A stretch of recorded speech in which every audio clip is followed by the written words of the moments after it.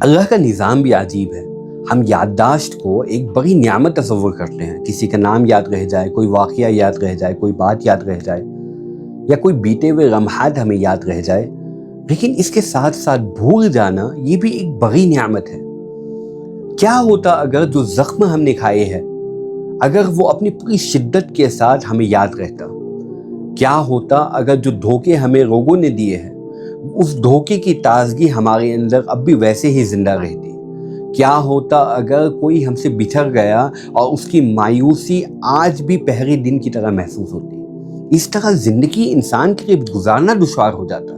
اس لیے کہ let's be honest to our self, we all go through bad moments, چاہے مولوی ہو، چاہے انجینئر ہو، چاہے ڈاکٹر ہو، چاہے امیر ہو، چاہے فقیر ہو، ہم ایسے حالات سے گزرتے ہیں۔ کبھی کوئی بات، کبھی کوئی رویہ، کبھی کوئی واقعہ، کبھی کسی نے دھوکہ دے دیا، کبھی کوئی رشتہ ٹوٹ گیا جس رشتے کے بارے میں ہم نے تصور کیا تھا کہ یہ ہمیشہ باقی رہے گا، کبھی کوئی دنیا سے رخصت ہو گیا اس وقت جبکہ یہ ہمیں لیسٹ ایکسپیکٹڈ تھا۔ ایسے ہزاروں چیزیں ہیں، اگر یہ اپنی شدت کے ساتھ ہمارے اندر باقی رہتی تو شاید ہمارا دماغ پھٹ جاتا۔ لیکن اللہ کا احسان ہے کہ اللہ نے ہمیں بھولنے کی صلاحیت دی ہے۔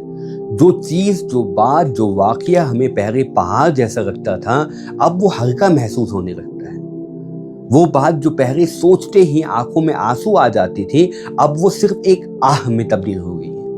گویا کہ اللہ میاں ہم سے کہہ رہے کہ مجھے تمہارے درد کا احساس ہے، لیکن وقت آ چکا ہے کہ تم آگے بڑھو۔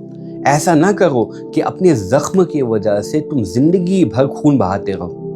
ایسا نہ کرو کہ کسی دھوکے کی وجہ سے تم دنیا سے اور لوگوں سے بدگمان ہو جاؤ۔ ایسا نہ کرو کہ کسی کے چلے جانے کی وجہ سے تم اپنی زندگی کو ویران کر دو۔ ہاں، یہ بات صحیح ہے کہ ہر یاد دل سے نہیں نکلتی۔ کچھ لوگ ایسے ہوتے ہیں جو دل کے کسی کونے میں بس جاتے ہیں۔ کچھ زخم ایسے ہوتے ہیں جو زخم تو بھر جاتے ہیں لیکن وہ نشان چھوڑ دیتے ہیں۔ لیکن یہ بات ضرور ہے کہ اس کی شدت کم ہو جاتی ہے۔ تو ہاں، بھول جانا یہ بھی اللہ کی بہت بڑی نعمت ہے، ورنہ نہ جانے ہم نے اپنے زخم کی وجہ سے کتنے مہینے، کتنے سال اب تک ضائع کر دیے ہو۔